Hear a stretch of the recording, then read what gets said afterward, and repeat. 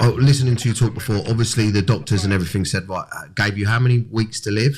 For 3 months. 3 months gave you 3 months to live, 3 months and said, you can extend that, or it can make you feel better or whatever if we give you the radio, But it started with radio first. Radiotherapy, is it called? Yeah, radiotherapy first, which is very, very kind of pinpoint to that. And so they were going to try and extend that 4 months but essentially there's not a lot they can do, but they're going to put you through this radiotherapy, right? But the mad thing is, before any of this happened, you were looking into radiotherapy and stuff, weren't you? Go on, just take me back to that before you get into what happened. Yeah, I'm glad you pulled that up, because the maddest thing about it is, so I've been called a bit of a... You go down a rabbit hole, didn't you? I've been called a bit of a Fruit Loop in my past for...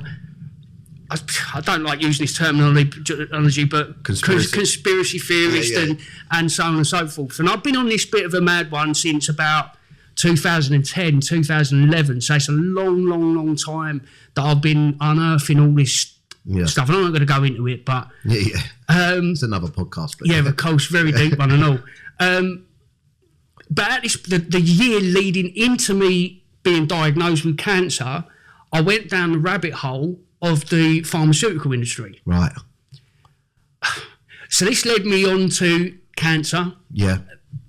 Cancer being an industry in itself, in terms of like how where the treatments are derived from, where it come from. I went so deep down this rabbit hole, and I was so fixated on this that it became very, very poisonous to me. What I learned from that is that you become what you focus on the most. So you felt like you could have given yourself the cancer. You don't want to say that, but you felt like... I own it. I own what I've learned through my experiences. I own everything where I ended up. Yeah. I take full responsibility for my mental health, my health. I don't blame anybody. Yeah. It's I owned it. But look, that's your view that, you were looking into this, you were researching this, and, because I know how you view things, that you think, what you focus on, you manifest and all of that stuff. But also the positive thing about this is, through your journey, through that rabbit hole, you found out so much about alternative therapies. And talk us through this. Yeah, that's what I mean. Yeah, this is what I mean. So whilst I was doing all of this deep diving research into finding where chemotherapy had come from, how radiotherapy and this, that and the other, and how it's being used. It's mad that was before you got diagnosed. Yeah, I can't get my head it's mental. But what I was discovering is the alternatives that had been kept quiet.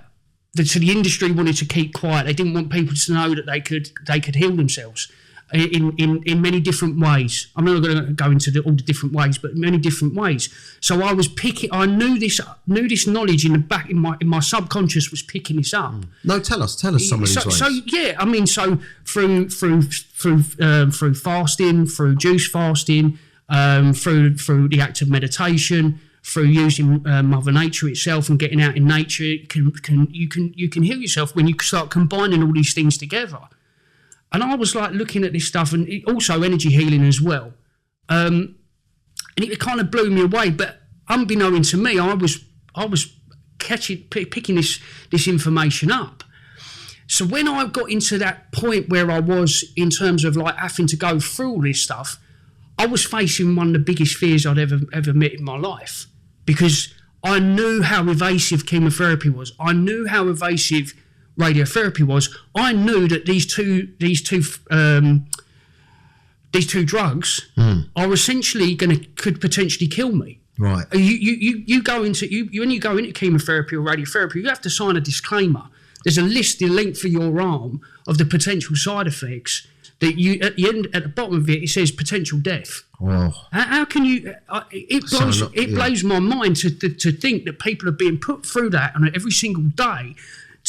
You're trying to heal yourself with something that's going to potentially kill yourself. Yeah. It just doesn't make any sense to me. It's like it's killing you, but hopefully it kills the cancer first and you survive. Do you know the best way? I can tell you exactly what it does. Best way I can describe it in layman's terms for people to understand. It's like having a couple of rats in your house and you burning your house down to get rid of them. Fucking hell.